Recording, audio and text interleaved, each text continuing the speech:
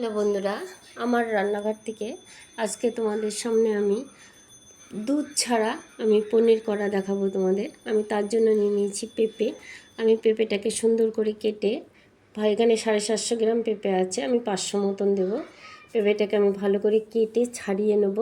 ছাড়ানোটা আমি দেখাতে পাচ্ছি না, কাটাটা আমি কেটে আবার তোমাদের সামনে আসছি। আমি কেটে নিয়েছি, দেখো ভালো করে ছাড়িয়ে বেশিটা মোটা করে চোকলাটা ফেলতে হবে, তা না হলে তেতো লাগবে। ভালো করে কেটে ধুয়ে আমি এবার মিক্সি জারে নিয়ে নেব। মিক্সি জারের মধ্যে আমি এটাকে গুঁড়ো বেটে আনবো। জল দেওয়া যাবে না, এইভাবেই ঘোরাতে হবে। আমি বেটে নিয়েছি, দেখো পুরো এইভাবে এই মিহি করে বেটে নিয়েছি। এবার আমি একটা বাটিতে ঢেলে নিয়ে এর মধ্যে কিছুটা চালের গুঁড়ো দেব। এবার যতটা আমি বেটে নিয়েছি পেঁপে, ঠিক তার হাফ আমি চালের গুঁড়ো দেবো। এবার আমি চালের গুঁড়িটা দিয়ে ভালো করে মেখে নিয়েছি। থালাটার মধ্যে তেল দিয়ে দিয়েছি। এবার আমি এটার মধ্যে সুন্দর করে তেল দিয়ে আমি মেখে নিয়েছি যাতে না লেগে যায়। এবার আমি এটার মধ্যে দিয়ে দেবো। আমি জল বসিয়ে দিয়েছি, তার মধ্যে একটা বাটি দিয়ে দিয়েছি যাতে থালাটা ভালো মতন বসে। এবার এর উপরে আমি থালাটা দিয়ে দেবো। দিয়ে আমি এটাকে বেশ 20 মিনিট আমি ফুটাবো।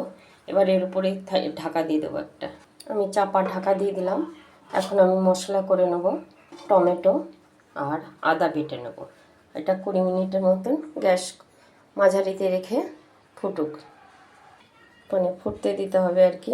দেখো কি সুন্দর সেদ্ধ করে ভাপিয়ে নিয়ে এসেছি, পুরো হয়ে গেছে। চারিছায়ের সাইডটা কি সুন্দর খুলে গেছে। এবার আমি পিস পিস করে নেব। আমি এবার পনিরগুলো ভেজে নেব। কড়াইতে তেল বসিয়ে দিয়েছি, এবার আমি ভেজে নেব। আমি পনিরটা ভেজে নিয়েছি। এর মধ্যে তেলের মধ্যে তেজপাতা একটা 2 টুকরো করে দিয়েছি, আর কিছুটা জিরে দিয়ে দিলাম।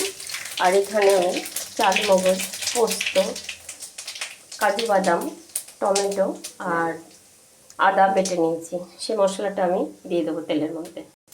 এবার আমি একটু কষিয়ে নেব। আমি হাফ চামচে লঙ্কা গুঁড়ো, হাফ চামচে হলুদ গুঁড়ো দিয়ে দিলাম। আমি আর কোনো মশলা দেবো না। এবার এটাকে আমি ভালো করে যতক্ষণ না তেল ছাড়ছে ততক্ষণ আমি কষিয়ে নেব।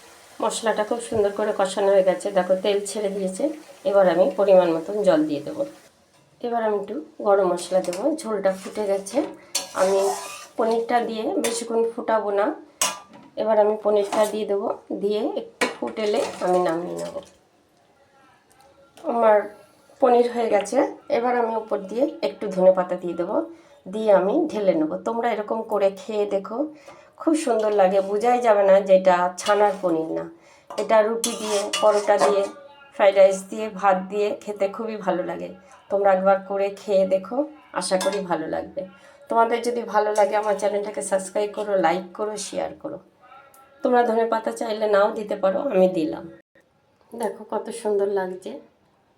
আজকে রাখছি, আবার কালকে অন্য কোনো রেসিপি নিয়ে তোমাদের সামনে আসবো।